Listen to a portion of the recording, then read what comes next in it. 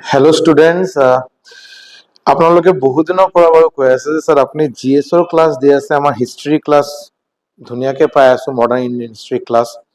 বাট sir আপুনি maths আৰু আপুনি মেইনলি মেথছ আৰু ৰিজনিঙৰ টিচাৰ। আপোনাক আগতে যেতিয়া আমি বেলেগ বেলেগ প্লেটফৰ্মত পাইছো, আপুনি মেথছ শিকাইছে, আমাক ৰিজনিং শিকাইছে, বাট আপুনি ৰিচেণ্টলি মেথছ আৰু ৰিজনিঙৰ ক্লাছ আমাৰ ইউটিউবত লৈ অহা নাই। চ' অবভিয়াছলি পেইড বেচৰ ষ্টুডেণ্টে মেথছ আৰু ৰিজনিং ৰেগুলাৰলি পাই আছে বাৰু, বাট ইউটিউবত পাব্লিক ভিডিঅ'জৰ ভিতৰত মেথছ আৰু ৰিজনিং ক্লাছ মই বহুত বেছি দিয়া নাই, যদি মই যোৱা 3 মাহ 4 মাহৰ কথা যদি কোৱা হয়। চ' ফাইনেলি এটা নতুন চিৰিজ, আজি ষ্টাৰ্ট চিৰিজ যেতিয়া মই কৈ আছো, নতুন এটা প্লেলিষ্ট হিচাপে আপোনালোকে পাব। ইয়াতে মেথছ আপোনালোকে ৰেগুলাৰলি পাই থাকিব আৰু সিকুৱেঞ্চিয়েলি, এনেকে নহয় যিটো মই সদায় যিটো মই এগেইনষ্টত কথা কওঁ যে MCQs, random questions, mixture question, কোনো চাপ্টাৰৰ কোনো মাথা মুণ্ডু নাই, যিকোনো চাপ্টাৰৰ যিকোনো কুৱেশ্যন এনেকে মই নকৰোঁ। মই আপোনাক একদম চিষ্টেমেটিকেলি চাপ্টাৰ ৱাইজ, ক্লাছ ৱাইজ আপোনালোকে দি থাকিম, যিমান দিনলৈকে সম্ভৱ হ'ব। নিশ্চয়কৈ আশা কৰোঁ কমপ্লিট চিলেবাছ মই এনেকে শেষ কৰাম আৰু আপোনালোকে এতিয়াৰ পৰা কমপ্লিট বস্তু ইয়াতে পাই থাকিব। চ' অবভিয়াছলি আমাৰ ফাৰ্ষ্ট যিটো চাপ্টাৰ হ'বলৈ গৈ আছে, দেট ইজ নাম্বাৰ চিষ্টেম। মই নাম্বাৰ চিষ্টেমৰ পৰা মই কমপ্লিট এই নতুন জাৰ্নি মই ষ্টাৰ্ট কৰিবলৈ গৈ আছো, আৰু আপোনালোকে এনেকেই পাব, আজি যেনেকে ক্লাছ 1, বাট এই নাম্বাৰ চিষ্টেমৰ চাপ্টাৰ এইটো পাৰ্ট 1, এনেকে আপুনি পাব পাৰ্ট 2, ক্লাছ নাম্বাৰ 2 হ'ব পাৰে, পাৰ্ট 3, এনেকে কৰোঁতে এনেকে হ'ব। চাপোজ ধৰক নাম্বাৰ চিষ্টেম মই চাপোজ 5টা 6টা ভিডিঅ' বনালো, ক্লাছ 1 পাৰ্ট 1 সেম পাব। এতিয়া নাম্বাৰ চিষ্টেম না বহুত দীঘলীয়া, বহুত ডাঙৰ এটা চাপ্টাৰ হয়, তাতে বহুত কিবা কিবি ডিছকাশ্যন কৰিব লগা আছে। আৰু যদি মই নাম্বাৰ চিষ্টেম বহুত কেইটা এনে নৰ্মালি যদি মোক নাম্বাৰ চিষ্টেম শেষ কৰিব লগা থাকে, মোৰ মোটামুটি 15টাৰ পৰা 20টা ক্লাছ লাগিব, মিনিমাম 15টাৰ পৰা 20টা ক্লাছ। আৰু এইটো কিন্তু মই কৈ আছো আপোনাৰ ADRE আৰু আছাম পুলিচৰ কাৰণে, হা, মেইনলি ADRE আৰু আছাম পুলিচৰ কাৰণে মই ক্লাছেছ কেইটা মই ডিজাইন কৰিছো। মই বহুত বেছি লেভেল অফ কুৱেশ্যন লৈ যোৱা নাই, যেনেকে SSC CGL বা RRB NTPC কাৰণে কিন্তু মই লোৱা নাই। চ' আপোনালোকে যিসকলে আছাম পুলিচ এক্সাম দিবলৈ গৈ আছে বা ADRE কাৰণে প্ৰিপাৰেশ্যন কৰিব বিচাৰে, আপোনালোকৰ কাৰণে ভিডিঅ'টো বনাই আছো, ক্লিয়াৰ। চ' কিন্তু মই বাৰু এনেকে নকৰো যে এদিনতে 2 ঘণ্টা ভিডিঅ' এটা কৰাই পিনে কৈ আছো নাম্বাৰ চিষ্টেম শেষ, বিকজ এইটো যাতে এটা বিজনেছ হ'ব, এটা স্কেম হ'ব, এটা একচুৱেল প্ৰিপাৰেশ্যন নহয়। ঠিক আছে, মই বস্তুখিনি একদম সিকুৱেঞ্চিয়েলি লাহে লাহে লৈ যাম। বহুত বেছি দীঘলীয়া ভিডিঅ' মই নবনাও, মানে এটা ভিডিঅ' 30 মিনিটৰ পৰা 40 মিনিটলৈকে হ'ব, মেক্স টু মেক্স। মই 2 ঘণ্টা 3 ঘণ্টা ভিডিঅ' মই নবনাও। ঠিক আছে, আৰু আপুনি প্লেলিষ্ট এটা ৰেডিমেড প্লেলিষ্ট পাই যাব। প্লেলিষ্টত গৈ আপুনি কোৱান্টিটিভ এপ্টিটিউড বা মেথছৰ প্লেলিষ্ট পাই যাব। তাতে আপুনি class wise, class 1, class 2, class 3, এনেকে ক্লাছ 50, ক্লাছ 100 লৈকে এনেকে পাই থাকিব, আৰু পাৰ্ট ৱাইজ পাব। ঠিক আছে, এনেকে হ'বই পাৰে যে নাম্বাৰ, যিটো মই কৈ আছিলো, নাম্বাৰ চিষ্টেম আপোনাৰ 5টা ক্লাছ কৰাৰ পিছত মই বেলেগ এটা চাপ্টাৰ ষ্টাৰ্ট কৰিছো, সাপোজ এলজেব্ৰা ষ্টাৰ্ট কৰিলো, বাট নাম্বাৰ চিষ্টেম শেষ নহ'ল, বিকজ একেলগে শেষ কৰিব যদি যাওঁ আপোনালোকে বৰিং পাব বস্তুখিনি, যে কি ছাৰ একেবাৰে চলি আছে, হয়নে? আৰু ইমান এনেও নহয় যে একেলগে কৰিব লাগে, বিকজ ইমান লিংকো নাই। টপিক কেইটা নাম্বাৰ চিষ্টেমৰ বহুত বেলেগ বেলেগ টপিক হয় না, টপিকৰ মাজত ইমান লিংকো নাই। ত' মই যদি ছেপাৰেটলি কৰিব যাওঁ কোনো অসুবিধা নাই, ক্লিয়াৰ। চ' মই চাপোজ এলজেব্ৰা কৰিলো, বেলেগ কিবা পাৰ্চেন্টেজ কৰিলো, ৰেচিঅ' ভাৰ্চন কৰিলো, অনুপাত, সমানুপাত, শতাংশ, এইবিলাক চেপ্টাৰ কৰিলো, আকৌ নাম্বাৰ চিষ্টেম কৰিলো। তো আপুনি ক্লাছ আৰু পাৰ্ট দুটাই আপুনি লক্ষ্য কৰিব যে মই কোন ক্লাছ আৰু কোন পাৰ্টৰ কথা কৈ আছো, ক্লিয়াৰ। চ' দেৰি নকৰাকে let's start a new journey, নতুন চিৰিজ এটা ষ্টাৰ্ট কৰিলো। যি চিৰিজত আমি মেথছ এতিয়া আমি ডিছকাছ কৰিম, যি ছাবজেক্টত মই নিজক এজন মেথছ আৰু ৰিজনিঙৰ টিচাৰ বুলি ভাবো। মোটামুটি বস্তুখিনি এটা লেভেললৈকে আপোনাক শিকাব পাৰিম বুলি আশা কৰো। ট্ৰাষ্ট কৰিব মোৰ ওপৰত, ফাৰ্ষ্ট মষ্ট ইম্পৰ্টেণ্ট ট্ৰাষ্ট কৰিব, যাতে এনেকে নহয় যে ছাৰ আপুনি অলপ বস্তুখিনি, মই তাতে গ'লেতো ছাৰ কুৱেশ্যন কেইটা চল্ভ হৈ গ'লহেঁতেন, আপুনিতো ছাৰ অকল থিয়ৰিখিনি শিকাই আছে। বস্তুখিনি অলপ টাইম লাগিব, অলপ টাইম দিয়ক। মানে এনেকে নহয় যে আপুনি মোক এটলিষ্ট যদি মোক জাজ কৰাৰ আগতে মই এজন আপোনাক ভালকে শিকাই আছো না নাই, আপোনাক মই টাইম ৱেষ্ট কৰাই আছো না নাই, এইটো জাজ কৰাৰ কাৰণে এটলিষ্ট 4-5টা ভিডিঅ' আগতে চাব। এই যে 4-5টা ভিডিঅ' চোৱাৰ পিছত আপুনি ডিচাইড কৰক যে মই আপোনাৰ কাৰণে, মোৰ কাৰণে আপোনাৰ টাইম ৱেষ্ট হৈ আছে না আপুনি সঁচাকে নতুন বস্তু কিবা শিকাব পাৰিছো আপোনাক। কিন্তু এটা ভিডিঅ'ত 15 মিনিট চাই আপুনি যদি জাজ কৰিব যায়, তেতিয়া কিন্তু বেয়া কথা, হয়নে নাই? চ' লেটছ ষ্টাৰ্ট। আৰু হা, যিসকলে যিসকলে চাগে চিনি নাপায়, মই ফাৰ্ষ্ট টাইম মোৰ ভিডিঅ' চাই আছে, তেখেতসকলৰ কাৰণে সৰু এটা মোৰ ইন্ট্ৰডাকশ্যন। মোৰ নাম সৌৰভ। মই RRB NTPC 2015 ক্ৰেক কৰিছো এজ এ ষ্টেচন মাষ্টাৰ। যোৱা 8 বছৰ হ'ল ইণ্ডিয়ান ৰেলৱেছত as a station master service দি আছো। ইয়াৰ বাহিৰত CGL 2017 মই Tier 1 Tier 2 ক্লিয়াৰ কৰিছো। Already ADRE 1.0, ADRE 2.0, Assam police, আৰু যোৱা 5-6 বছৰ যিবিলাক এক্সাম হ'ল তাতে মোৰ মোটামুটি ষ্টেট আৰু চেন্ট্ৰেল গভৰ্ণমেণ্ট মিলাই পিনে মোটামুটি 145 145ৰ বেছি ষ্টুডেণ্টে মোৰ পুৰা ক্লাছ লোৱা ষ্টুডেণ্টৰ ভিতৰত চাকৰি পালে আৰু 6 বছৰৰ বেছি হ'ল মোৰ টিচিং এক্সপিৰিয়েঞ্চ আপোনালোকে চাগে মোক নিশ্চয়কৈ বেলেগ বেলেগ প্লেটফৰ্মত অনলাইন ক্লাছ কৰোঁতে নিশ্চয়কৈ পাইছে ইউ4 একাডেমি মোৰ নিজৰ চেনেল বহুত সৰু এটা চেনেল 3000 ছাবস্ক্ৰাইবাৰে হয় বাৰু বাট যদি আপোনালোকে ভিডিঅ' পায় ভিডিঅ' যদি ভাল পায় যদি ভিডিঅ' চাই যদি আপোনালোকে কিবা এটা লাভ হৈ আছে যদি মই আশা কৰোঁ নিশ্চয়কৈ আপোনালোকে লাইক কৰিব আৰু ছাবস্ক্ৰাইব কৰিব থ্যাংক ইউ সো মাচ এতিয়া ভিডিঅ'টো ষ্টাৰ্ট কৰোঁ ওকে সো আজি আমাৰ number system part 1 number system আজি পাৰ্ট 1 সো ফাৰ্স্ট আমি এটো বাৰু মোৰ ইন্ট্ৰোডাকশনটো ইয়াতে সৰুকে দিয়া আছে এবাৰ চাই ল'ব পাৰে আৰু যদি ই থাকে আৰু নেক্সট ফাৰ্স্ট যেটো টপিক হ'ব ফেস ভ্যালু আৰু প্লেস ভ্যালু ফেস ভ্যালু কাক কোৱা হয় প্লেস ভ্যালু কাক কোৱা হয় বহুত ইজি বস্তু হয় বাৰু ঠিক আছে বহুত ইজি বস্তু হয় চাব সাপোজ মই আপোনাক এটা নম্বৰ দিলো 5 6 7 8 আৰু 2 এটা নম্বৰ এই নম্বৰৰ মই কলো 7 এই যে 7 আছে যে 7 এই 7ৰ মই আপোনাক কলো এই 7ৰ কাৰণে আপুনি মোক ফেস ভ্যালু কৈ দিয়ক এই 7ৰ ফেস ভ্যালু কি হ'ব আৰু এই 7ৰ প্লেস ভ্যালু কি হ'ব বহুত সিম্পল কনসেপ্ট হয় বাৰু ফেস ভ্যালু আৰু প্লেস ভ্যালু চাব বহুত ইজি হয় আপোনাক যেতিয়া মই ফেস ভ্যালু কম ফেস মানে এই পার্টিকুলার অঙ্কৰ মান সো এই 7 আপোনাৰ ইয়াতে থাকক 7 फेस वैल्यू सदाय 7 कहां पे आप रखेंगे ये पूरा नंबर में 7 कहां पे है आपका आगे है पीछे है बीच में है कहीं पे भी है वो 7 का फेस वैल्यू या कोई भी डिजिट का কিবা এটা অঙ্কৰ যদি আপোনাক फेस वैल्यू বিচাৰো फेस वैल्यू সদায় এই ভ্যালুটোৱে হ'ব মানে 7 फेस वैल्यू কিমান হ'ব 7 এটো পজিশন ম্যাটার নকৰে এটো কোন ঠাইত আছে এটো বাৰু স্টাৰ্টিংৰ পৰা লেফটত আছে না ৰাইটত আছে না মাজত আছে এটো ম্যাটাৰ নকৰে যি ডিজিটৰ আপোনাক ফেস ভ্যালু বিচাৰিছো এই ফেস ভ্যালু এই ডিজিটটো নিজেই 7 ৰ 7 8 ৰ 8 5 ৰ 5 হ'ব 6 ৰ কিমান 6 হ'ব 2 ৰ কিমান হ'ব 2 হ'ব বাট যদি মই প্লেস ভ্যালু আপোনাক বিচাৰো প্লেস ভ্যালু তেতিয়া আপুনি কি কৰিব ইয়াতে 7 আৰু 7 ৰ পিছত কেইটা আৰু ডিজিট আছে এটা দুটা 7 ৰ পিছত আপুনি যদি ৰাইট সাইডত আহে আপুনি আৰু কেইটা আৰু প্লেস পাব কেইটা পজিশন পাব দুটা পাব এটা 8 এটা 2 এই কাৰণে আপুনি ইয়াতে দুটা 0 বহাই দিব মানে ফেস ভ্যালু যদি আপোনাক জিজ্ঞাসা কৰে ফেস ভ্যালু কিমান হ'ব 7 ৰ आंसर হ'ব 7 আৰু এই নম্বৰৰ কাৰণে 7 ৰ প্লেস ভ্যালু মানে কোন পজিশনত আছে এই পজিশন হিচাপে ভ্যালুটো চেঞ্জ হ'ব তো 7 ৰ প্লেস ভ্যালু হ'ব আপোনাৰ 700 ক্লিয়াৰ হৈ গল ক্লিয়াৰ ঠিক আছে এতিয়া কেইটামান কোশ্চেন কৰো বস্তুখিনি আইডিয়া পাই যাব আৰু এটা কথা মই কৈ দিও এই গোটেই কেইটা কোশ্চেন যিকেইটা কোশ্চেন আপোনালোকে পাব নহয় এইবিলাক প্ৰিভিয়াস ইয়াৰ কোশ্চেন সো আপোনালোকে ক'ব পাৰিছে প্ৰিভিয়াস ইয়াৰ কোশ্চেন যেটো আপুনি এক্সামৰ নামটো মেনশন কৰি দিয়ক যেনেকৈ এই কোশ্চেনটো বাৰু আপোনাৰ এসএসসি এমটিএছ ত অহা কোশ্চেন এটো এসএসসি এমটিএছ ত আহিছিল বাৰু এতিয়া মই বাৰু ৰিসেন্ট যেটো এসএসসি নতুন এটা ৰেগুলেশন ওলাইছে বেছি দিন হোৱা নাই 6 দিন কি 7 দিন হ'ল মই বাৰু এটো আপোনাৰ যদি কোনোবা মোৰ স্টুডেন্ট বাদ দি বেলেগ কোনোবা ইউটিউবাৰ মোৰ ভিডিও চাই আছে যি ইউটিউবাৰ বা যি টিচাৰে সাগে যদি আপুনি ম্যাথছ শিকায় যদি বা আপুনি যি কোনো বস্তু শিকায় ম্যাথছ ৰিজনিং জিএস জিয়ে শিকায় বাৰু আপুনি এতিয়া এসএসসি ৰ এটা নতুন গাইডলাইন এটা ওলাইছে বাৰু যে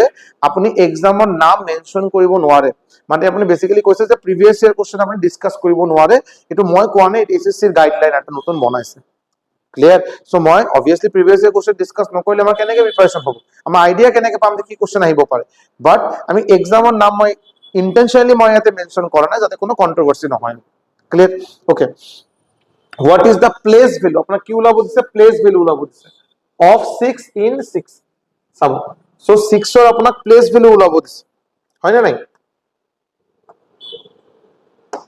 তো আপোনাক 6 ৰ এক সেকেন্ড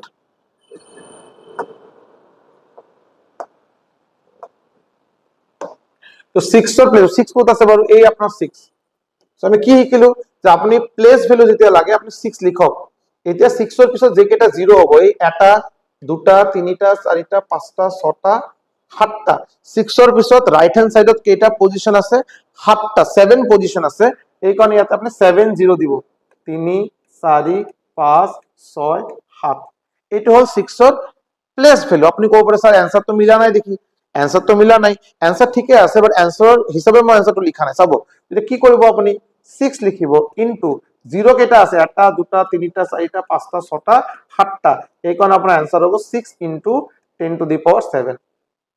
এনসাৰ আপোনাৰ কি হ'ব 6 ইনটু 10 টু দি পাৱাৰ 7, এইটো হ'ব আপোনাৰ এনসাৰ। ক্লিয়াৰ হৈ গ'ল, এইটো হৈ গ'ল আপোনাৰ প্লেস ভ্যালু। নেক্সট কোশ্চেন চাব কি দিছে, প্লেস ভ্যালু অফ 6, আকৌ এই নম্বৰ 6 এই আপোনাৰ 6 প্লেস ভ্যালু ওলাব 6 লিখিম, ইয়াৰ পিছত কেইটা হ'ব 0 1 2 3 4 5টা, সো ইয়াতে 1 2 3 4 5টা হৈ গ'ল। এতিয়া আমি এই যদি এনসাৰৰ ফৰ্মত যদি লিখো তো কি পাম 6 into 10 to the power 5, 6 into 10 to the power 5, option A is the correct answer.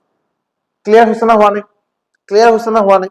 Moving forward কি কৈছে, sum of place value, sum মানে যোগ কৰিব দিছে, প্লাস কৰিব দিছে, কি হক place value of and face value of 8, 8ৰ place value আৰু face value দুটা উলাই পিনে প্লাস কৰিব দিছে, যোগ কৰিব দিছে। 8 ক'ত আছে বাৰু, এই হল আপোনাৰ 8, এই হল আপোনাৰ 8, তো 8ৰ প্লেস ভ্যালু যদি আমি প্লেস ভ্যালু উলাব যাও 8ৰ কাৰণে কি হ'ব 8 লিখিম, ইয়াৰ পিছত 8ৰ পিছত এটা দুটা 0 বহিব, আৰু যদি 8ৰ যদি ফেস ভ্যালু উলাব যাও ফেস, তে 8ৰ ফেস ভ্যালু 8 এ হ'ব হয় না নাই, তো 8ৰ ফেস ভ্যালু কিমান হ'ব 8 হ'ব। এতিয়া এই দুটা বস্তু কি কৰিব দিছে, প্লেস ভ্যালু আৰু ফেস ভ্যালু আপোনাক কি কৰিব দিছে, প্লাস কৰিব দিছে, প্লাস কৰিব যোগ কৰিব, যেতে হৈ গ'ল 8 ইয়াতে 0 ইয়াতে 8, আপনি आंसर কিমান পাই আছে বাৰু, आंसर পাই আছে 808, 808, option B is the correct answer, option B is the correct answer. আপোনাক 8ৰ এটা নম্বৰ দিছে, এই নম্বৰৰ 8 এটা অংক, 8 এটা ডিজিট, এই ডিজিটৰ ফেস ভ্যালু আৰু প্লেস ভ্যালু দুটা উলাই পিনে আপোনাক প্লাস কৰিব দিছে, কৰিলো आंसर পাই গলো। Clear, moving forward, sum of place values of 2, ইয়াতে 2 দুটা আছে, ইয়াতে সব নম্বৰত 2 দুটা আছে, ইয়াতে এটা 2 আছে, ইয়াতে এটা 2 আছে, এই দুটা 2ৰ প্লেস ভ্যালু উলাব দিছে, দুটাৰে প্লেস ভ্যালু উলাব দিছে আৰু প্লাস কৰিব দিছে।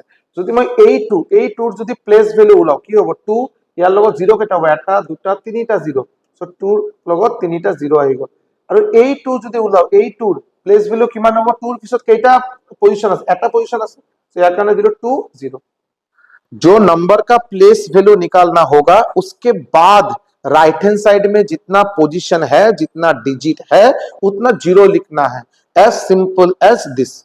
ठीक है कि नहीं, इसको अभी ইয়াতে কি কৰিব দিছে, প্লাস কৰিব দিছে, সামেশন কৰিব দিছে, প্লাস কৰি দিলে হল 2020, आंसर হ'ব 2020, option D is the correct answer, option D 2020 is the correct answer. Clear, okay, এটা টাইপস অফ নাম্বার, আমি নাম্বার সিস্টেম শিকি আছো। নাম্বার সিস্টেম চ্যাপ্টার মানে কি, নাম্বার সিস্টেম মানে আমাৰ ইয়াতে বহুত বেলেগ বেলেগ নাম্বাৰ সিস্টেম আছে, যেনেকে আমাৰ নাম্বাৰ যেটা আমি যেটো সৰু বয়সৰ পৰা যে 1 2 3 4 5 6 7 8 9 এনেকে যে কোন নহয়, এটো কয় ডেসিমেল নাম্বার সিস্টেম। এনেকে আছে binary number system, hexagonal number system, hexadecimal number system, octal number system, এনেকে বহুত বেলেগ বেলেগ নাম্বার সিস্টেম আছে, যেটা আমি চাম বাৰু। সো এতিয়া নাম্বাৰ সিস্টেম ডিসকাস কৰাৰ আগত নাম্বাৰ ডিসকাস কৰাৰ প্ৰয়োজন, নাম্বাৰ কি, কিমান ধৰণৰ নাম্বাৰ হ'ব পাৰে হয় না নাই।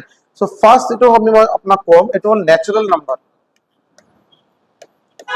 ন্যাচারাল নাম্বার মানে স্বাভাবিক সংখ্যা, কি কোৱা হয় ন্যাচারাল নাম্বারস। নেক্সট আমি চাম হোল নাম্বারস,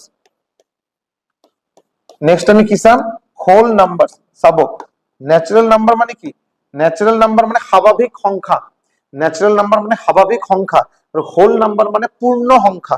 তো ন্যাচাৰাল নাম্বাৰ কোৰ পৰা স্টাৰ্ট হয়, 1 ৰ পৰা স্টাৰ্ট হয়, 1 2 3 4 এনেকে গৈ আছে বাৰু, এনেকে কিমান দূৰ লৈকে, ইনফিনিটি লৈকে, কোনো হেক নাই। আপনি স্বাভাবিক সংখ্যা মানে 1 ৰ পৰা স্টাৰ্ট হ'ব, 1 ৰ পৰা কাউন্টিং নাম্বারস 1 2 3 4 5 6 7 8 9 10 11 12 13 এনেকে গৈ থাকিব, কোনো হেক নাই। আপোনাক যদি কোনোবা কোশ্চেন কয় যে ন্যাচারাল নাম্বার কেইটা হ'ব, আপুনি ক'ব ইনফাইনাইট, এটো কোনো সীমা নাই, কোনো লিমিট নাই। সো ন্যাচারাল নাম্বারস মানে 1 ৰ পৰা স্টাৰ্ট হয়, আৰু হোল নাম্বাৰ আপোনাৰ স্টাৰ্ট হয় 0 ৰ পৰা, 0 ৰ পৰা 1 2 3 4 এনেকে গৈ আছে বাৰু up to infinity. So whole number মানে পূৰ্ণ সংখ্যা। ন্যাচাৰাল নাম্বাৰৰ লগত যদি এটা 0 যদি এক্সট্ৰা যদি থাকে, 1 ৰ পৰা স্টাৰ্ট হয় স্বাভাবিক সংখ্যা, ইয়াৰ লগত যদি এটা যদি 1 ৰ পৰা স্টাৰ্ট নকৰাকে আমি 0 ৰ পৰা স্টাৰ্ট কৰো, 0 ৰ পৰা 1 2 3 4 5 6 7 9 10 গৈ থাকিব আপ টু ইনফিনিটি, এটো কোৱা হ'ব আপোনাৰ হোল নাম্বাৰ। ক্লিয়াৰ হল, ন্যাচাৰাল নাম্বাৰ স্বাভাবিক সংখ্যা, হোল নাম্বাৰ পূৰ্ণ সংখ্যা, আশা কৰো বুজি পালে। নেক্সট আহক, নেক্সট আপুনি আহক ইন্টিজাৰ কাক কোৱা হয়, ইন্টিজাৰ। নেক্সট আপুনি চাব ইন্টিজাৰ কাক কোৱা হয়, ইন্টিজাৰ কাক কোৱা হয় চাব ইন্টিজাৰ আকৌ দুই ধৰণৰ হয়, এটা হল আপোনাৰ পজিটিভ আৰু এটা আপোনাৰ কি হ'ব আপোনাৰ নেগেটিভ, বুজি পালে নে? ইন্টিজাৰ পজিটিভ হয় নেগেটিভ হয়। পজিটিভ ইন্টিজাৰত কি হয়, পজিটিভ ইন্টিজাৰ মানে আপোনাৰ 1 ৰ পৰা ষ্টাৰ্ট হ'ব 1 2 3 4 এনেকে গৈ থাকিব আপ টু ইনফিনিটি। এইটো হল আপোনাৰ 1 মানে পজিটিভ ইন্টিজাৰ মানে আমি ক'ব পাৰো ন্যাচাৰাল নাম্বাৰ, পজিটিভ ইন্টিজাৰ মানে আমি ক'ব পাৰো ন্যাচাৰাল নাম্বাৰ, স্বাভাৱিক সংখ্যা 1 ৰ পৰা ষ্টাৰ্ট হ'ব ইনফিনিটি লৈকে। আৰু নেগেটিভ ইন্টিজাৰ মানে আপোনাৰ -1 -2 -3 -4 এনেকে গৈ আছে আপ টু ইনফিনিটি লৈকে। ক্লিয়াৰ? সো এতিয়া যদি আপুনি এটা নাম্বাৰ লাইন যদি ড্ৰ কৰে চাবচোন, আপুনি যদি এটা নাম্বাৰ লাইন যদি ড্ৰ কৰে,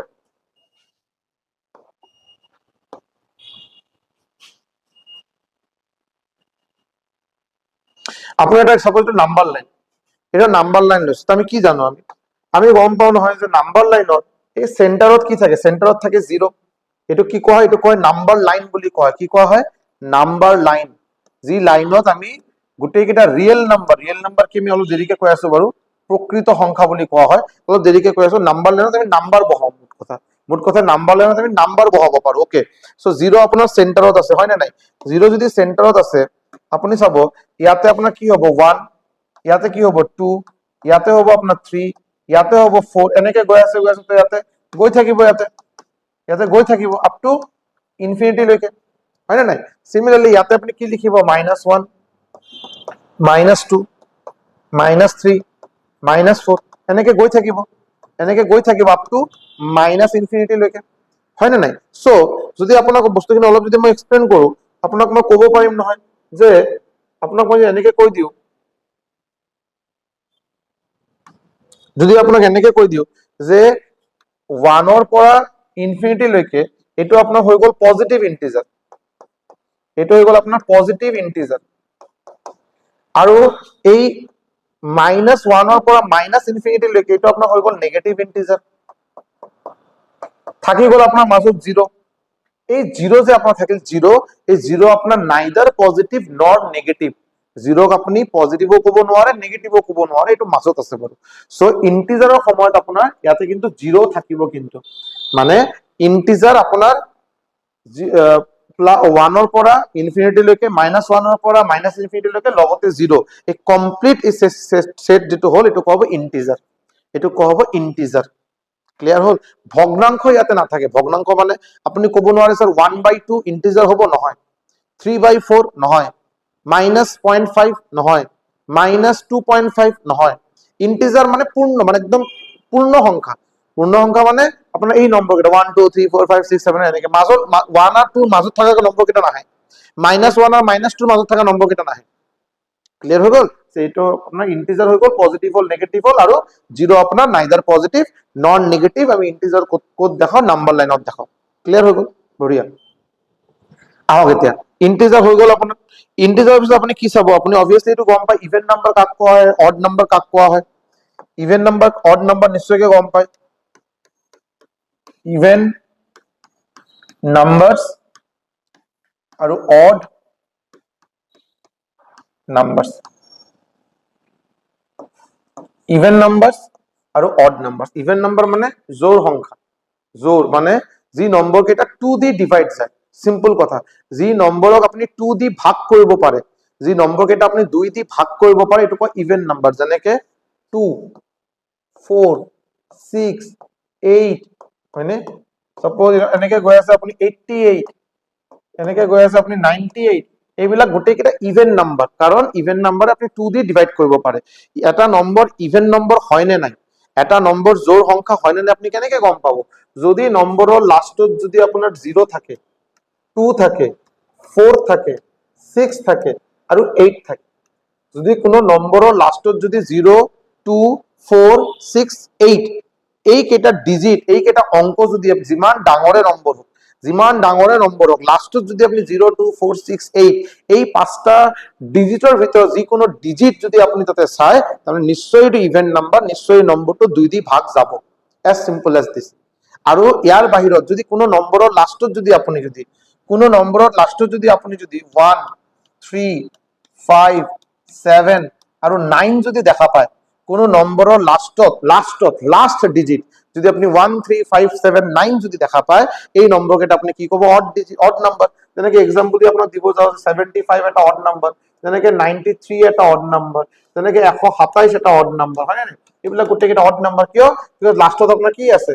3 5 7 1 9 যদি এনেকে নম্বৰ থাকে এইটো অড নাম্বাৰ হ'ব।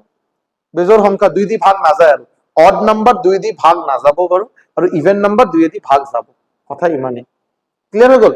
ওকে, এতিয়া নেক্সট এটা বস্তু চাব, এইটো কোৱা হয় বাৰু ৰেশনেল নাম্বাৰ। কি কোৱা হয়? ৰেশনেল নাম্বাৰ। ৰেশনেল নাম্বাৰ, ৰেশনেল নাম্বাৰ মানে কি?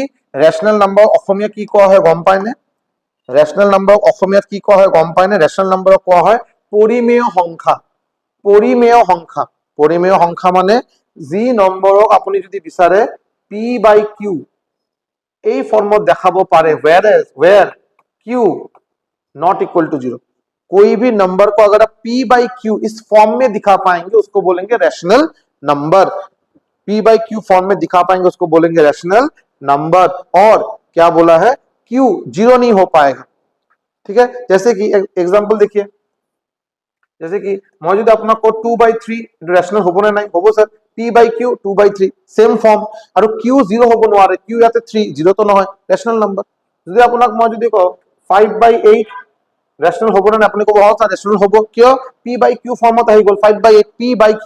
আৰু q ইয়াতে কিমান হ'ব? q আপোনাৰ 8, যেটো 0 নহয়, ৰেশনাল নাম্বার। এতিয়া দুটা কথা, যে মই যদি আপোনাক কওঁ যে সাপোজ মই ক'লো 12, অকল 12 লিখিছো, বেলেগ একো লিখাই নাই, অকল 12 লিখিছো, এইটো ৰেশনাল, এইটো পৰিমেয় সংখ্যা হ'ব নে নাই? 12, মই অকল 12 লিখিছো, এইটো পৰিমেয় সংখ্যা হ'ব নে নাই? আপুনি কি ক'ব? হ'ব, নিশ্চয় হ'ব। কিয় হ'ব? স্যার ইয়াতে তো p/q হোৱা নাই, অকল তো এটাই নম্বৰ আছে, তো বাই সামথিং তো নাই। বাই সামথিং নাই মানে আপুনি দেখা পোৱা নাই, কিন্তু আছে। কেনেকে? অকল 12 যদি আপুনি লেখে, 12 মানে কি? 12/1। একো তলত নিলিখা মানে তলত এটা 1 আছে। সো 12 মানে 12/1। সো এটো আপোনাৰ এটা p/q আহি গ'ল। আৰু q not equal to 0, q 0 হ'ব নোৱাৰে, 1 হ'ব পাৰে, কোনো অসুবিধা নাই, 0 হ'ব নোৱাৰে। সো অকল যদি আপুনি 12 লিখে, অকল আপনি সাপোজ 25 দিলে, দিলে আপনি সাপোজ 52, এইবিলাক কিন্তু আপোনাৰ কিন্তু ৰেশনাল নাম্বার নিশ্চয় হ'ব। বুজি পালে? এতিয়া কথা হল যে q যদি 0 হয় তেতিয়া অসুবিধা কি হ'ব? আপনি 0 দি কোনো নম্বৰক ডিভাইড কৰিব নোৱাৰে, 0 দি আপনি কোনো নম্বৰক ভাগ কৰিব নোৱাৰে, তেতিয়া आंसर হৈ যাব আনডিফাইন্ড।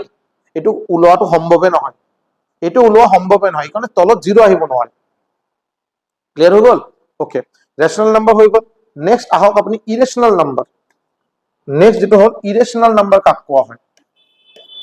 অপরিমেয় সংখ্যা, ইরেশনাল নাম্বার। রেশনাল নাম্বার মানে কি? রেশনাল নাম্বার মানে পরিমেয় সংখ্যা, আর ইরেশনাল নাম্বার মানে অপরিমেয় সংখ্যা। খুব সিম্পল, যি নম্বৰ কেইটাক আপনি p/q ফৰ্মত দেখাব নোৱাৰে, সেইটো হৈ গ'ল ইৰেশনাল নাম্বাৰ। যেনেকে এক্সাম্পল মই আপোনাক দি আছো, যেনেকে সাপোজ কোৱা হয় √2, √3, √5, ঠিক আছে, √5, পাই, এইবিলাক আপোনাৰ হল ইরেশনাল নাম্বার। এতিয়া চাব যে স্যার কিয় স্যার p/q √2 মানে তো √2/1। আপনি ক'ব পাৰে স্যাৰ √2 মানে মই তো লিখিবই পাৰো স্যাৰ √2/1 হয়তো কল p/q, আৰু q not equal to 0, so এটো তো ইৰেশনাল নাম্বাৰ হ'বই পাৰে। নহয়, এইটোৰ কাৰণে আপনি কি এটা কনসেপ্ট পাব? তেতিয়া ডেসিমেল। তেতিয়া এটা কনসেপ্ট আপনি জানা প্ৰয়োজন, ডেসিমেল। ডেসিমেল নাম্বাৰ,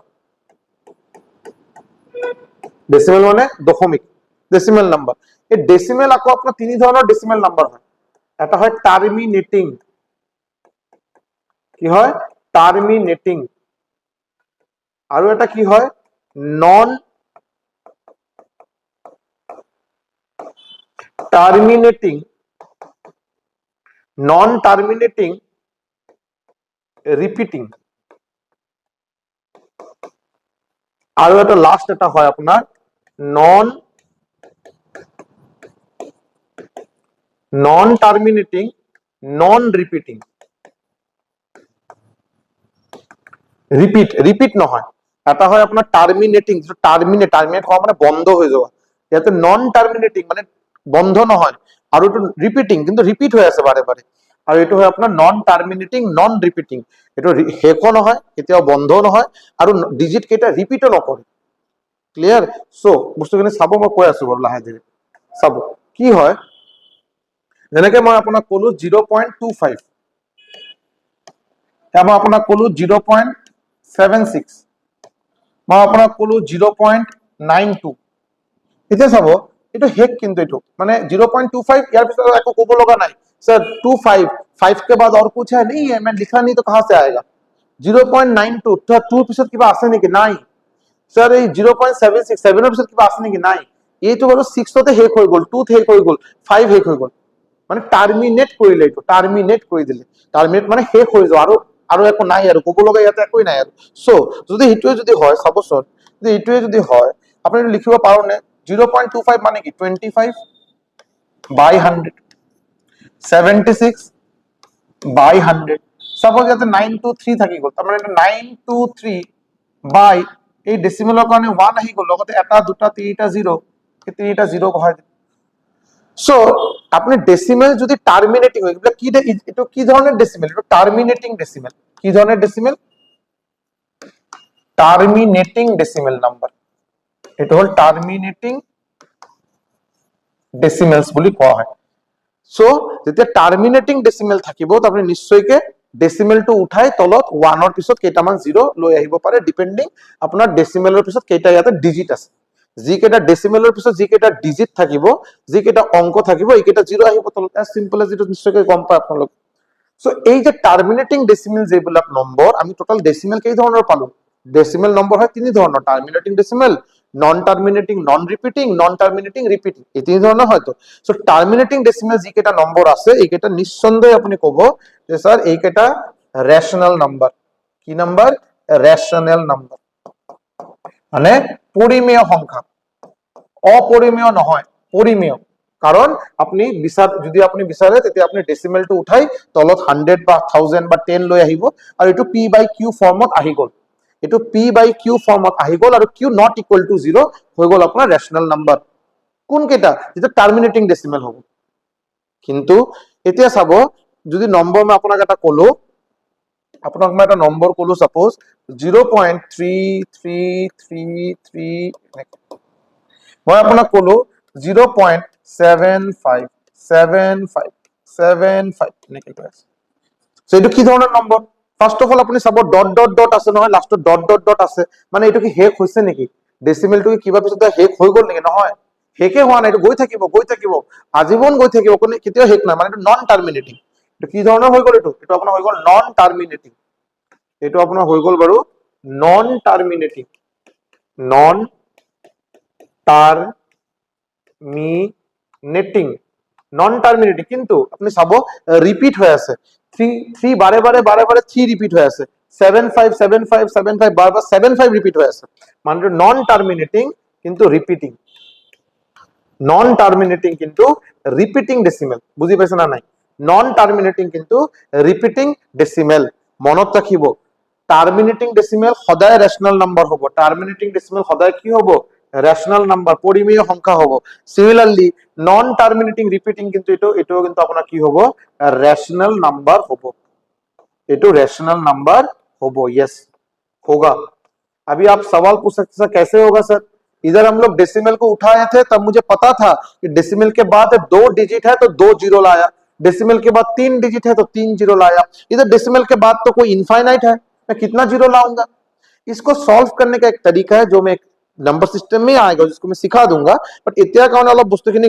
নিশ্চয়কৈ আপোনালোকে গমে পাই গৈছন যে এটো আমি যদি বিচাৰো আমি এনেকে লিখিব পাৰো 0.3 বার এই যে 0.333 ডট ডট আছে এটো মানে আমি এনেকে লিখিম 0.3 বার अगर যদি ডেসিমেলৰ পিছত পাৰ্টিকুলাৰ এটা ডিজিট কি দুটা ডিজিট বা তিনিটা ডিজিট বা চাৰিটা ডিজিট বাৰে বাৰে ৰিপিট হয় বেলেগ আৰু কোনো এই প্যাটাৰ্নটো যদি চেঞ্জ নহয় বাৰে বাৰে ৰিপিট হৈ আছে তেতিয়া আমি এনেকে যি কেটা ডিজিট ৰিপিট হৈ আছে তাৰ ওপৰত এনেকে বাৰ এটা দি দিলে হ'ল তাৰ পিছত আমি কেনেকে লিখো এই যি নম্বৰ যি ডিজিট কেটাৰ ওপৰতে যেনেকে সাপোজ ইয়াতে কি লিখিম আমি 0.75 বাৰ because 75 বাৰে বাৰে ৰিপিট হৈ আছে এতিয়া আপুনি কি লিখিব আপুনি ওপৰত 3 লিখিব ইয়াতে ওপৰত কি লিখিব 75 লিখিব হৈ গল এতিয়া আপোনাৰ কেইটা ডিজিটৰ ওপৰত বাৰ আছে এইটো চাব কেইটা ডিজিট এটা ডিজিট ইয়াতে অকল 3 এটা ডিজিটৰ ওপৰত বাৰ আছে এইকাৰণে তলত এটা 9 লৈ আহিব আপুনি এটা 9 লিখিব সিমিলাৰলি ইয়াতে আপোনাৰ দুটা ডিজিটৰ ওপৰত বাৰ আছিল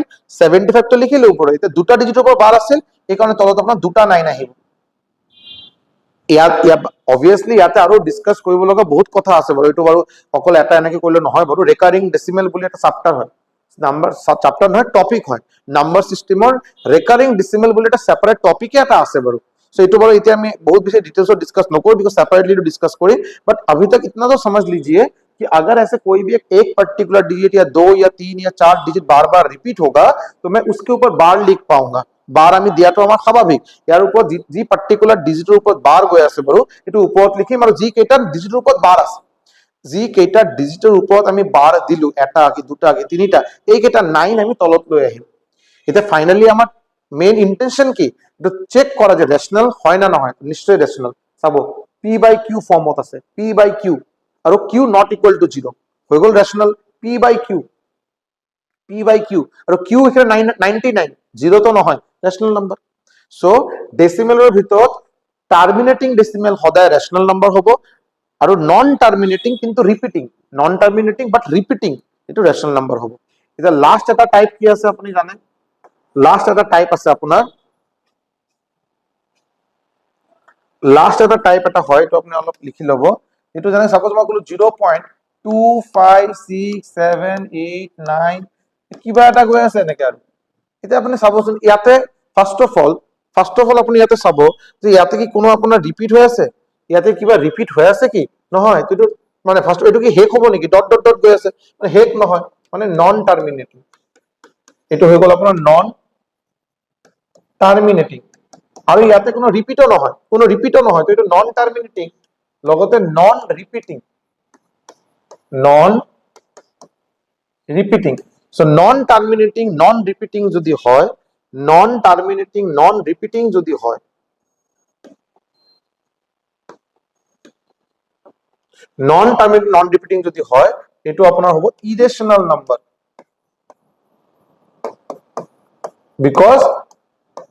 বিকজ আমি যিমানে কষ্ট কৰো বাট এটো আমি p বাই q ফৰ্মত দেখাব নোৱাৰো so non terminating non repeating সদায় ইরেশনাল নাম্বার এতিয়া কথা থাকিল যে স্যার √2 কিয় হল বিকজ √2 যদি আপনি ভ্যালু জানে 1.414 এনেকে ডট ডট ডট আহে এটো কোনো হেক নহয় যদি আপনি √3 যদি চাব বিচাৰে এটো আপোনাৰ 1.7 এরকম ডট ডট ডট ডট আহি থাকিব হেক নহয় তো এটো নন টার্মিনেটিং নন রিপিটিং এই কারণে √2 √3 √5 √7 একেটাক আমি কি বুলি কও আমি কি বুলি কও সাপোজ বহুতে কয় কি স্যার পাই হ'ব বিকজ স্যার আপনি কো পাই তো sir 22/7 so 22/7 p by q not equal to 0 এটা আপনারা নিশ্চয়কৈ চাইছে বাৰু বহুত টিচারে কব যে পাই স্যার আপনার irrational number yes exactly irrational number but এটো যদি আপনি ক্রস কোশ্চেন করে যে স্যার পাই তো আপনার 22/7 হৈ আছে সো 22/7 p বাই q তো q ইয়াতে 7 নট ইকুয়াল টু 0 সো এটা তো বড় রেশনাল হ'ব লাগে কিন্তু মতে দিয়া কম যদি আপনি 22 ক 7 দিয়ে ডিভাইড করে আপনি একটা ভ্যালু পাবো 13.14 dot dot dot dot dot so ইয়াতে এই কথাটো ভুল এই কথাখিনি ভুল এই যে ইয়াতে ইকুয়াল টু দিয়া হয় না ইকুয়াল টু ভুল ইকুয়াল টু নহয় পাই 22/7 এর ইকুয়াল টু নহয় পাই অলমোস্ট ইকুয়াল টু 20 এটো কয় almost equal to almost completely equal নহয় পাই আৰু 22/7 একে বস্তু নহয় অলমোস্ট আমাৰ নিজৰ সুবিধাৰ বাবে আমি 22/7 কনসিডাৰ কৰো বাট এক্স্যাক্টলি ইকুয়াল নহয় বিকজ পাইৰ লগত এক্স্যাক্টলি ইকুয়াল কি এক্স্যাক্টলি ইকুয়াল এটো হল exact value 3.14 dot dot dot dot dot dot কৈ থাকিব বাৰু এটো হল পাইৰ এক্স্যাক্টলি ভ্যালু আৰু এটো কিন্তু পাইৰ এক্সাক্ট ভ্যালু নহয় ক্লিয়ার হল ওকে পাই মানে কি এটা কথা মই আপোনাক জাস্ট এটা কমেন্ট সেকশন জনাব आंसर मैं नहीं दियो और मैं इस चीज को थोड़ा गौर से सुनिए पाई मैं अगर स्टूडेंट को पूछूं पाई क्या होता है स्टूडेंट ने মোক কব স্যার 22/7 ভুল কথা কোনে মোক কব স্যার 3.14 ভুল কথা এটো পাইৰ ভ্যালু 22/7 পাইৰ এটা কনভিনিয়েন্ট ভ্যালু যেটো আমি কনসিডাৰ কৰো 3.14 ডট ডট ডট এটো পাইৰ ভ্যালু যেটো ডিভাইড আমি যদি 22 ক যদি 7 দিয়ে ডিভাইড কৰো আমি এনেকে পাম মুঠতে बट पाई एक्चुअली होता क्या है ये चीज है क्या ये देखने का चीज है खाने का चीज है कहीं पे लगाने का चीज है व्हाट इज दिस पाई का एक्चुअल डेफिनेशन क्या है वो आप मुझे कमेंट सेक्शन में बताएंगे। पाई होता क्या है, कहां से आया है पाई, पाई क्या चीज है, वो आप मुझे कमेंट सेक्शन में जरूर बताइएगा। मैं देखूंगा आप लोग कौन इसका आंसर दे सकते हैं। क्लियर? ओके। সো এতিয়া আমি কি পালো যে পরিমেয় সংখ্যা অপরিমেয় সংখ্যা, পরিমেয় সংখ্যা মানে রেশনাল নাম্বার, অপরিমেয় সংখ্যা মানে irrational number. So terminating decimal আৰু নন টাৰ্মিনেটিং বাট ৰিপিটিং ডেসিমেল কিন্তু আপনাৰ ৰেশনাল নাম্বাৰ হব, কিন্তু নন টাৰ্মিনেটিং আৰু নন ৰিপিটিং যদি হয়, মানে আপোনাক ধুনীয়াকে ইয়াতে বুঝাই দিলো, আশা কৰো এটো আপনাৰ হব আপনাৰ ইৰেশনাল নাম্বাৰ। ক্লিয়াৰ? ওকে। সো মোটামুটি কথাখিনি ক্লিয়াৰ হৈ গ'ল। ইৰেশনাল নাম্বাৰৰ যদি এক্সাম্পল দিছিলো এইবিলাক মোটামুটি ক্লিয়াৰ হৈ গ'ল আপোনালোকৰ, হৈ গ'ল। এতিয়া চাব আমি কি পঢ়িলো এতিয়ালৈকে। নেচাৰেল নাম্বাৰ স্বাভাৱিক সংখ্যা পঢ়া হৈ গ'ল, পঢ়িছো আমি। হোল নাম্বাৰ মানে পূৰ্ণ সংখ্যা আমি 0 ৰ পৰা 1 2 3 4, ইন্টিজাৰ -1 to infinity, -1 -2 -3 -infinity तक, 1 2 3 4 infinity तक, और बीच में 0, ये सब मिलकर बोलेंगे इंटीजर। ক্লিয়ার? এতিয়া দুটা ইন্টিজাৰৰ মাজত বহুত ৰেশনাল নাম্বাৰ হ'ব পাৰে, হয় না নাই? ৰেশনাল কি কাক কয়, ইৰেশনাল কাক কয় গম পালো। এতিয়া আমি সাপোজ মই আপোনাক কলো 2 আৰু 3, 2 কি ইন্টিজাৰ, 3 কি ইন্টিজাৰ, 2 এটা ইন্টিজাৰ, 3 এটা ইন্টিজাৰ।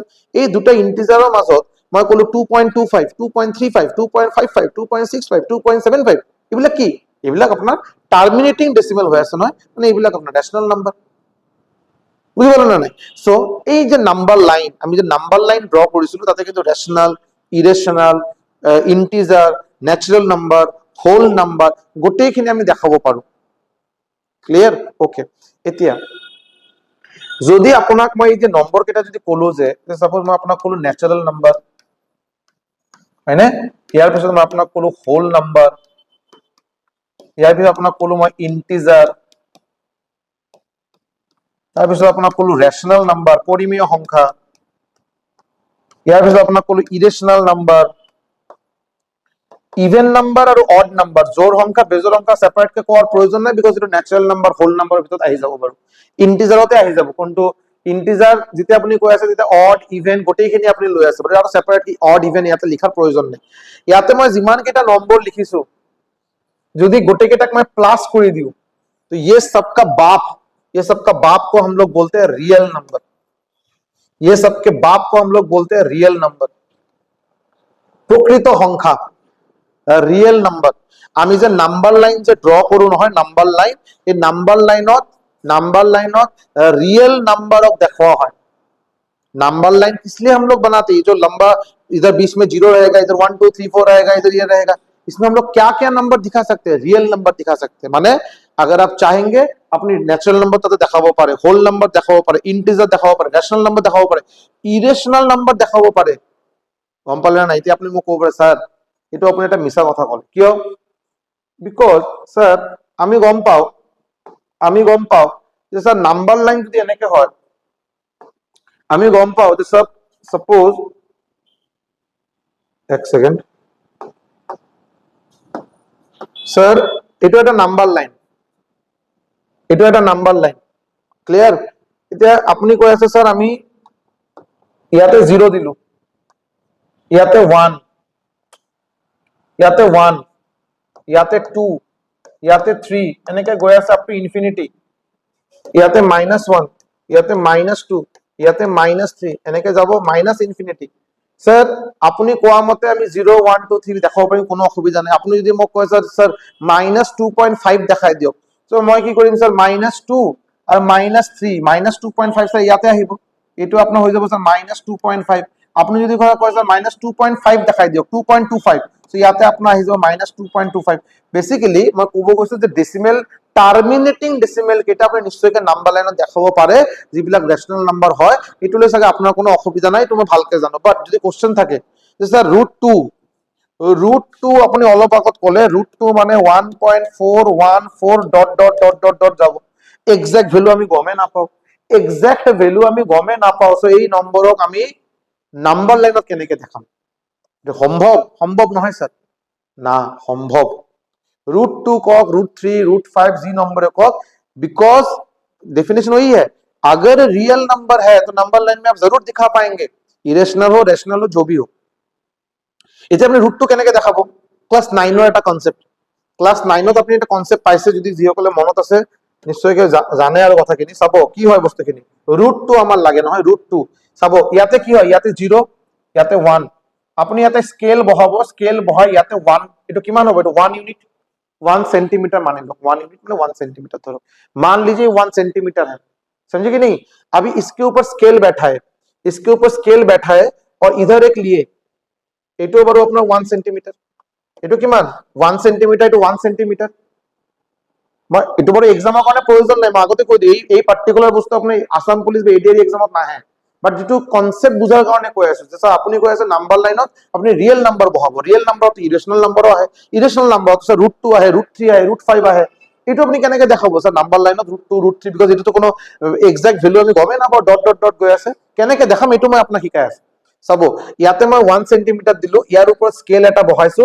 সাদা বহাইছো প্ৰটেক্টৰ বহাইছো 90 ডিগ্ৰী এংগেল কৰি ইয়াতে মই এটা 1 এটা দিলো ক্লিয়াৰ হৈ গল এতিয়া আপুনি মোক কওকচোন যিসকলে বাৰু মোটামুটি অলপ জ্যামিতি বুঝে এইটোৰ ভ্যালু কিমান হ'ব এই ভ্যালু কিমান হ'ব যদি আপনি এইটো এটা ত্রিভুজ বনাই দিয়ে কি ত্রিভুজ সমকোণী ত্রিভুজ বিকজ এইটো বাৰু 90 ডিগ্ৰী এংগেল এইটো বাৰু 90 ডিগ্ৰী এংগেল সো এইটো 1 সো এটা থিওৰেম হয় নাম হল পাইথাগোৰাছ থিওৰেম যদি যিসকলে গম নাপায় কোনো অসুবিধা নাই এটা আপনি স্কিপ কৰক অলপ ফাস্ট ফৰওয়াৰ্ড কৰে নেক্সট টপিকত নেক্সট বস্তুত যাও বাট যিসকলে মোটামুটি বুজাৰ কাৰণে ইন্টাৰেস্ট দেখে তাকলে চাই থাকক সো পাইথাগোৰাছ থিওৰেম যদি লগাই দিয়ে সো পাইথাগোৰাছ থিওৰেম হিচাপে কি আছিল পাইথাগোৰাছ থিওৰেমে কৈছিল অতিভুজৰ স্কয়াৰ হাইপোটেনিউজ ইকুয়াল টু পাৰপেন্ডিকুলাৰৰ square plus base square according to Pythagoras theorem এটা সমকোণী ত্ৰিভুজৰ অতিভুজ 90 ডিগ্ৰীৰ বিপৰীত বাহু কোৱা হয় অতিভুজ আৰু এটা থাকে পাৰপেন্ডিকুলাৰ মানে উচ্চতা আৰু এটো কোৱা হয় আপোনাৰ বেস মানে ভূমি so according to Pythagoras theorem hypotenuse মানে অতিভুজৰ square equal to perpendicular square plus base square so h equal to কি হ'ব h ইকুয়াল টু অতিভুজ ইকুয়াল টু কি হ'ব √over perpendicular square plus base square so এটো 90 ডিগ্ৰী ইয়াৰ বিপৰীত বাহু এটো মানে নিশ্চয় এটা অতিভুজ সো এই অতিভুজৰ যদি মই ভ্যালু উলাব লাগে কি কৰিম perpendicular 1 square plus 1 square equal two sub √2 1 plus 1 2 √2 হৈ গল √2 মানে আপনি যদি এতিয়া যদি স্কেল যদি বহায় এই ভ্যালু যেটো আপনি পাবো √2 পাবো এই ভ্যালু আপনি কিমান পাবো √2 পাবো এতিয়া আপনি কি কৰিব আপনি এতিয়া কি কৰিব আপনি এটা কম্পাস লব কম্পাস এটা কম্পাসৰ ওপৰত পেন্সিল লগাব কম্পাসটো ইয়াতে বহাব ধুনিয়াকে আৰু ইয়াতে লব এটো লৈ এটো ফিক্সড কৰি এটো আপনি এনেকে টাঙি দিব এটো কম্পাসটো এনেকে টাঙি দিব ইয়াতে কম্পাসটো আহি জি পয়েন্টত কাটিব জি পার্টিকুলার পয়েন্টত কাটিব এটো আপোনাৰ হৈ গল √2 ৰ ভ্যালু এই হল अपना √2 बुझे पाले ना नहीं याद है ये सब कभी देखे होंगे ये सब आपको कोई भी देखिए तो कोई भी यूट्यूब चैनल में ये सब सिखाया होगा क्या बोला ये जाता है গোটেই কেটা চ্যানেল আপনি ইটো নিশ্চয় পাবো যে প্রকৃত সংখ্যা জি সংখ্যাক আমি নাম্বার লাইনত দেখাব পাৰো এটো কয় প্রকৃত সংখ্যা তেতিয়া কোশ্চেন আইব স্যার প্রকৃত সংখ্যা আপনি তো অলপ আগতে কলে যে পরিমেয় সংখ্যা স্বাভাবিক সংখ্যা পূর্ণ সংখ্যা অপরিমেয় সংখ্যা মেইন কথা অপরিমেয় সংখ্যা আপনার প্রকৃত সংখ্যাত আহে এটা অপরিমেয় সংখ্যাৰ ভিতৰত √2 আহে √5 আহে আপনি এটো কেনেকৈ দেখাব স্যাৰ নাম্বাৰ লাইনত কেনেকৈ দেখাব পাৰিবনে এনেকৈ দেখুৱা হয় আপনি কব স্যাৰ অকল √2 √5 যদি দেখাব লগা হয় √5 দেখাব পাৰিমনে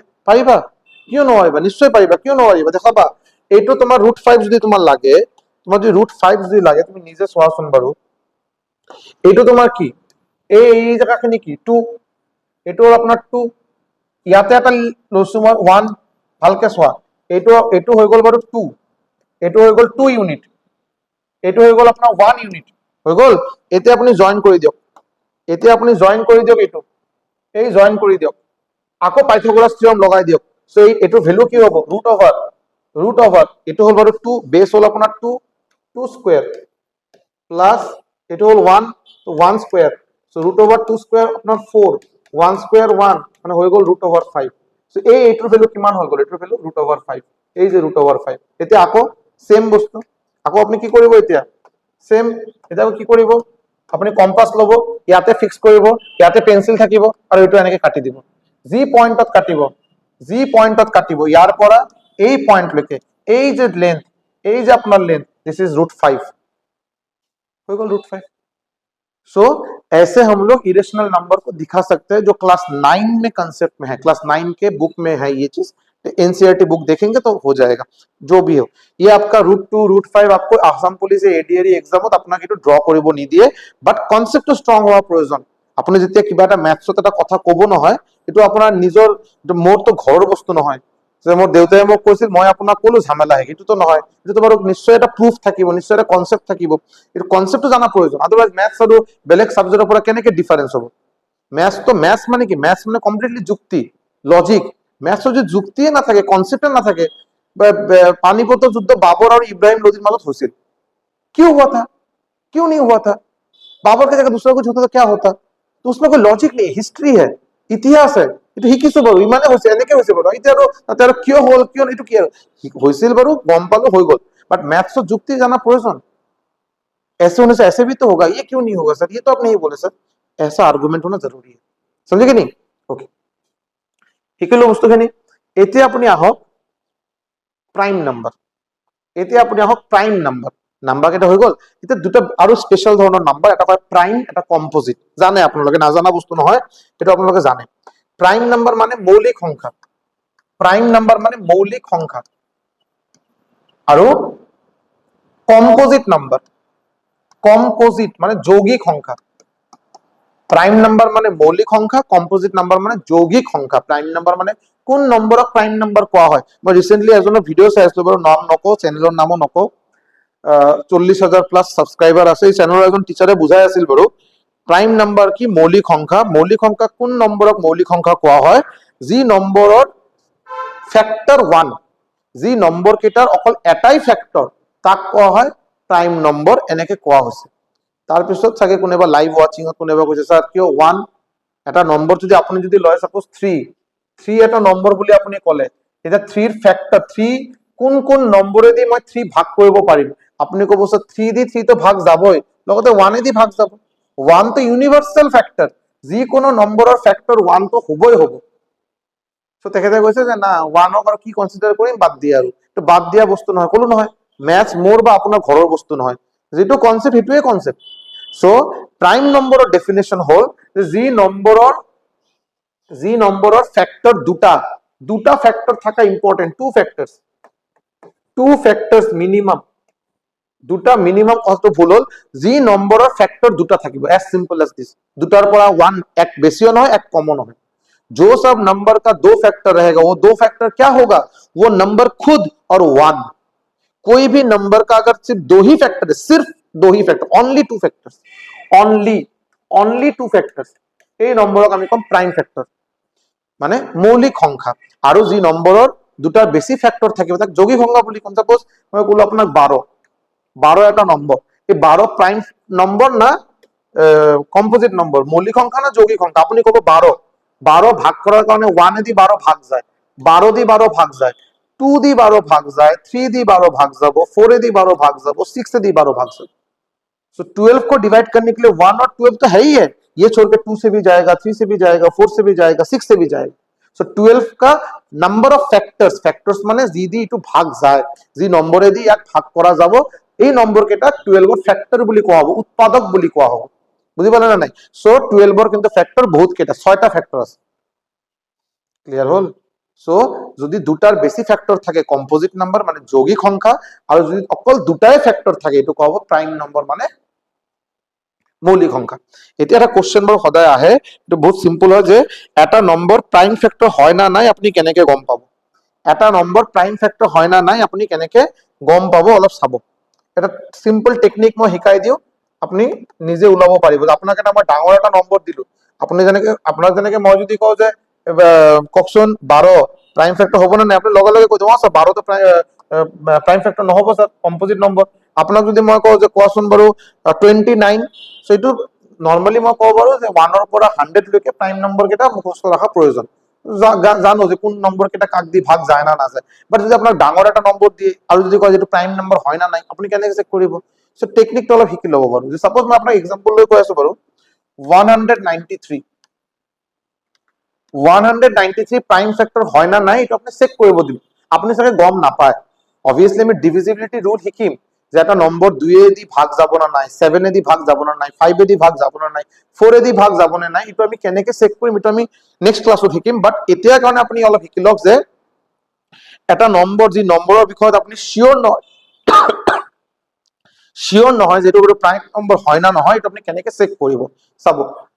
193 আমাক চেক কৰিব লাগে। সো 193 যদি ৰুট অভাৰ হয় 1, আপনি এনেকে এটা নম্বৰ ওলাব যি নম্বৰৰ বৰ্গ কৰিলে, কথাখিনি অলপ ফাৰ্স্ট স্টেপটো মনত ৰাখক, আপনি এনেকে এটা নম্বৰ ওলাব যি নম্বৰৰ বৰ্গ মানে স্কোয়াৰ যদি কৰা হয় এই 193 পৰা জাস্ট পার করা হল, জাস্ট বেশি, बहुत বেশি নহয়, জাস্ট মানে 193 के बाद স্কোয়ার নাম্বার নিকালি 193 से জাস্ট বেশি এটা স্কোয়ার বা বর্গ নম্বর ওলাব।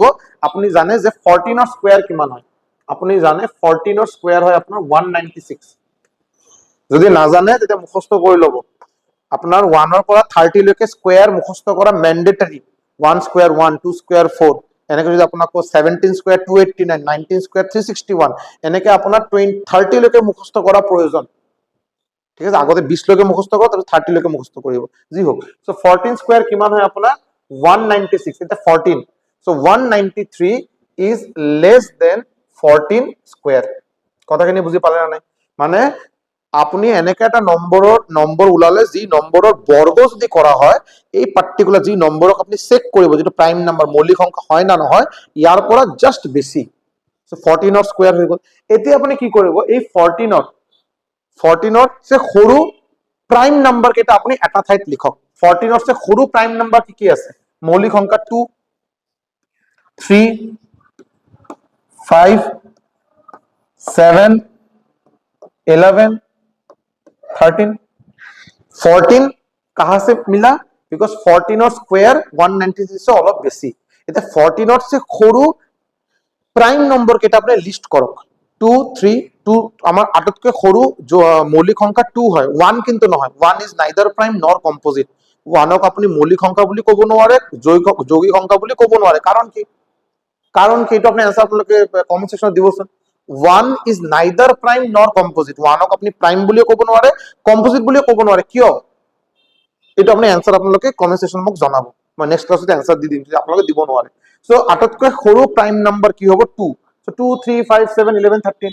এতিয়া আপনি কি কৰিব, এই এটা এটা নম্বৰ দি আপনি চেক কৰিব যে 2 দি এইটো ভাগ যায় না না যায়, 3 দি ভাগ যায় না না যায়, 5 দি ভাগ যায় না না যায়, 7 দি যায় না না যায়, 11 দি যায় না না যায়, আর 13 দি ডিভাইড যায় না না যায়। এই 193 আপনি এটা এটাকে 14 ৰ সে সৰু প্ৰাইম নাম্বাৰে দি মৌলিক সংখ্যাৰে দি ভাগ কৰাৰ ট্ৰাই কৰিব। যদি ভাগ যায় তাৰ মানে যৌগিক সংখ্যা, কম্পোজিট নাম্বাৰ। আৰু এই নম্বৰ কেইটা যদি ভাগ না যায় তার মানে এটা হল এটো আপনার प्राइम नंबर मौलिक संख्या। नियम तो शिकिले अपना जी नंबर और एक कोई दियो फर्स्ट में जिस नंबर को आपको चेक करना है कि ये प्राइम नंबर है कि नहीं, आप क्या करेंगे उससे जस्ट बड़ा एक स्क्वायर नंबर निकालेंगे। किसी भी नंबर को बर्ग स्क्वायर करार पिছত जी नंबर पालो हेतु आपनि उलाले। तार पिছত जेनेके याते जेनेके 196 से जस्ट অলপ বেশি হল 196 আর 196 মানে 14 স্কয়ার। সেই 14 এর সে সৰু যি কেটা প্ৰাইম নাম্বাৰ আছে এই প্ৰাইম নাম্বার কেটা দি আপনি 193 ডিভাইড করার ট্রাই করিব। যদি ডিভাইড যায় তো যৌগিক সংখ্যা কম্পোজিট নাম্বার, যদি ডিভাইড না যায় মানে এটা শিওর হয়ে গেল আপনি এটা মৌলিক সংখ্যা। এটা হল টেস্ট। প্ৰাইম এটা নম্বৰ প্ৰাইম নম্বৰ হয় না নহয় এটা চেক কৰাৰ কাৰণে এটা হল পদ্ধতি, এটা হল প্ৰসেস। ক্লিয়াৰ হৈ গল? ওকে, আপোনালোকে ঘৰত গৈ এতিয়া আজি কি কৰিব আপুনি গম পায় না? এনেকে সাপোজ এক্সাম্পল লব, যেনেকে 249 সাপোজ এক্সাম্পল ললে 249। এটা আপোনালোকে ধৰিব পৰা 249 সাপোজ জাস্ট মই কৈ আছো হা। এনেকে এটা নম্বৰ লব যেটা আপুনি ডাইৰেক্টলি ক'ব নোৱাৰে যে এইটো প্ৰাইম নম্বৰ হয় না নহয়। এনেকে এটা নম্বৰ লওক আৰু চেক কৰি চাব মই যি প্ৰসেসটো আপোনাক শিকালো। যদি কিবা অসুবিধা হয় কমেন্ট সেকশনত মোক জনাব, মোৰ নম্বৰ আপোনালোকে গম পায়। এই নম্বৰত আপোনালোকে হোৱাটসএপ কৰি জনাব পাৰে 6900578215। এই নম্বৰত আপোনালোকে জনাব। ক্লিয়াৰ? নেক্সট হল বেসিক ডিভিজন ৰুল। এটা বহুত স্বাভাৱিক কথা, এটা গমে পায় আপোনালোকে যে সাপোজ মই আপোনালোকক কলো যে 4 দি মই 19ক ডিভাইড কৰিলো, 19ক ভাগ কৰিব গলো 4 এ দি, তুমি কি কৰিম 4 4 যা 16, রিমাইন্ডার কিমান পাম 3, হয় না নাই? এতিয়া আপনি এটা বস্তু চাব, এই যে 19 আছে নহয় 19, এই যে আপনি 19 আছে নহয় 19, এই 19 যদি আপনি উলাব বিচাৰে আপনি এই দুটা নম্বৰক মাল্টিপ্লাই কৰক 4 into 4 আৰু এই যে ৰিমাইন্ডাৰ থাকিল ইয়াৰ লগত প্লাস কৰিব। চাব 19 ইকুয়াল টু এই যে 19 ইকুয়াল টু কি হ'ব this into this plus this, আহি গল না 4 4 যা 16 প্লাস 3 19। ক্লিয়ার? এটো কি কোৱা হয় ভাজ্য, ভাজক, ভাগফল। যাক দি ভাগ কৰিব 4 দি ভাগ কৰি আছে নহয় এইটো ভাজ্য আপুনি যি নম্বৰক ভাগ কৰিব 19ক ভাগ কৰিব এইটো হ'ল ভাজক আৰু এইটো যেটো কোশ্চেন পালে এইটো হ'ল বাৰু ভাগফল লাস্ট লৈকে যেটো বাচি গ'ল এইটো হ'ল ভাগশেষ ঠিক আছে রিমাইন্ডার সো আমি এইটো এনেকে লিখা হয় যে ডিভাইজার কাক ডিভাইড কৰিব যাক ডিভাইড কৰে তাক কয় ডিভিডেন্ড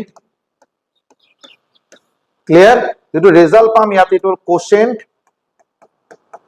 কোশ্চেন আৰু লাস্টত যেটো যদি কিবা বাছে যে এইটো কব ৰিমাইন্ডাৰ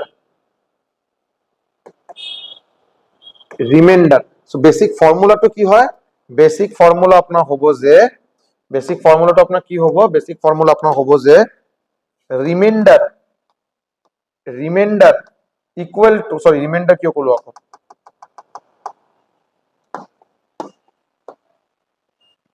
আপুনি কি লিখিব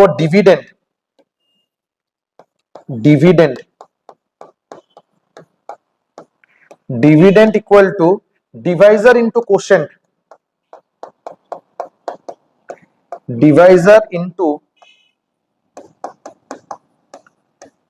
quotient plus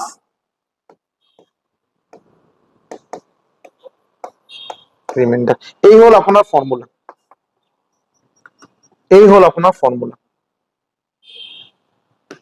এই ফর্মুলাটি বহুত ইম্পর্টেন্ট এটা আপনার জানে না জানা বস্তু নয় এটা আপনাকে নিশ্চয়ই জানেন so dividend equal to dividend মানে এই যে আপনার ভাজক ইকুয়াল টু ভাজ্য ইনটু ভাগফল ডিভাইজার ইনটু কোশ্চেন প্লাস ভাগশেষ রিমাইন্ডার ক্লিয়ার ওকে সো আজি ইমানখিনি আজি আমি কি শিকিলো এবাৰ অলপ কুইক ৰিভিজন 1 মিনিটত কি শিকিলো আমি আজি শিকিলো প্লেস ভ্যালু আৰু ফেস ভ্যালু কাক কয় প্লেস ভ্যালু কাক কয় এটো শিকিছো দুটা চাৰিটা মান কোশ্চেন কৰিছো ইয়াৰ পিছত নাম্বাৰ কিমান ধৰণৰ নাম্বাৰ হয় ন্যাচাৰাল নাম্বাৰ হোল নাম্বাৰ স্বাভাৱিক সংখ্যা পূৰ্ণ সংখ্যা পৰিমেয় সংখ্যা অপৰিমেয় সংখ্যা ইন্টিজাৰ হয়নে গোটেই কেইটা মিলাই আমি কি পাই আছো আমি ৰিয়েল নাম্বাৰ মানে প্ৰকৃত সংখ্যা এটা আমি শিকিছো আৰু গোটেই কেইটা নম্বৰ যেটো ৰিয়েল নাম্বাৰ যেটা কথা হ'ব আমি যি কোনো নম্বৰে হোক আমি নাম্বাৰ লাইনত দেখাব পাৰিম অবভিয়াসলি আমি ৰেশনাল নাম্বাৰ আৰু হোল নাম্বাৰ এগুলো তো দেখাবো পাৰিম কোনো কথা নাই ইৰেশনাল নাম্বাৰ অপৰিমেয় সংখ্যা আমি দেখাব পাৰিম তোমাক শিকাই দিছো কেনেকৈ দেখাব লাগে ইয়াৰ পিছত কি শিকিলো যে মৌলিক সংখ্যা আৰু যৌগিক সংখ্যা এটা নম্বৰ মৌলিক সংখ্যা মানে অকল দুটাই ফ্যাক্টৰ থাকিব 1 আৰু নম্বৰটো নিজে আৰু যৌগিক সংখ্যা মানে দুটাৰ বেছি ফ্যাক্টৰ থাকিব এতিয়া কথা এটা নম্বৰ মৌলিক সংখ্যা হয় না নহয় আপুনি কেনেকৈ চেক কৰিব এটো নিয়ম মই শিকাই দিলো নেক্সট কি শিকিলো আমি ইয়াতে যে বেসিক ডিভিজন রুল যে আমাৰ এটা ডিভিজনৰ এটা বেসিক ৰুল যেটো কোশ্চেন নিশ্চয়কৈ আমি সলভ কৰিম বাৰু এটো কি ৰুল এই ৰুলটো হ'ল এটো ক্লিয়াৰ সো আজি বাৰু ইমানখিনিয়ে থাকিল এটো বাৰু এটা আমাৰ ব্যাচ এটা মোৰ বনোৱা আছে বাৰু এটো যদি আপোনালোকে এডিআৰই আৰু আসাম পুলিচৰ কাৰণে প্ৰিপাৰেচন লৈ আছে বাৰু মই কোৱা নাই যে এটো লবই লাগিব বা এটো নহলে আপোনাৰ চাকৰি নহয় নিশ্চয়কৈ হ'ব self preparation is the best way to prepare যদি আপুনি ভালকে নিজে প্ৰিপেয়াৰ কৰিব পাৰে নিশ্চয়কৈ এটো কৰক এটা কোনো কোচিং লোৱাৰে প্ৰয়োজন নাই যদি আপুনি বিচাৰে যে না এটা ঠাইত গোটেইখিনি পাই গলে ভাল আৰু তেতিয়া আৰু বেলেগ ঠাইত পৰা যাম গাইডেন্সৰ অভাৱত ভালকে প্ৰিপাৰেচন নহয় তো মোৰ কথাখিনি মোৰ ক্লাছখিনি আপুনি কনসিডাৰ কৰিব পাৰে এটো ডিটেইলছ যদি লাগে তো ডিটেইলছ আপুনি অবভিয়াসলি ইয়াতে দিয়াই আছে তথাপি আপুনি এই নম্বৰত মোক এবাৰ মেসেজ কৰি ল'ব হোৱাটসঅ্যাপ কৰি ল'ব এই নম্বৰত হোৱাটসঅ্যাপ কৰি ল'ব 6900578215 এটো বাৰু 7 আগষ্ট নহয় এটো স্টাৰ্ট হৈছিল আপোনাৰ 2 সেপ্টেম্বৰৰ পৰা ক্লাস স্টাৰ্ট হৈছে মোটামুটি বাৰু 30টা বেছি 35-40টা ক্লাস হৈছে বাৰু এটাৰ ফিস এতিয়া 799 যেটো আছিল এটো কমাই পিনে এটো এতিয়া 499 কৰা হৈছে এতিয়া বাৰু 499 কৰা হৈছে যদি আপোনালোকে লব ইন্টাৰেস্টেড তো নিশ্চয়কৈ মোৰ লগত এবাৰ কন্টাক্ট কৰি ল'ব আৰু ঠিক আছে সো এনেকৈ আপোনালোকে এতিয়া ৰেগুলাৰলি ভিডিও পাই থাকিব বাৰু এটো কোনো ই নহয় ৰেগুলাৰলি ভিডিও পাই থাকিব ম্যাথছ আৰু ৰিজনিংৰ যদি ভিডিও ভাল লাগে আশা কৰো নিশ্চয়কৈ লাইক কৰিব আৰু সাবস্ক্ৰাইব কৰিব আপোনালোকে লাইক ভিডিওটো চাই ভাল লাগে বুলি ইউটিউবত কমেন্ট সেকশন কমেন্টও দিয়ে বাট গম নাপাব আপোনালোকে সাবস্ক্রাইব নকৰে আৰু লাইক নকৰে সো লাইক আৰু সাবস্ক্ৰাইব নিশ্চয় কৰিব বহুত সোনকালে নেক্সট এটা ভিডিও লৈ আহিম থ্যাংক ইউ সো মাচ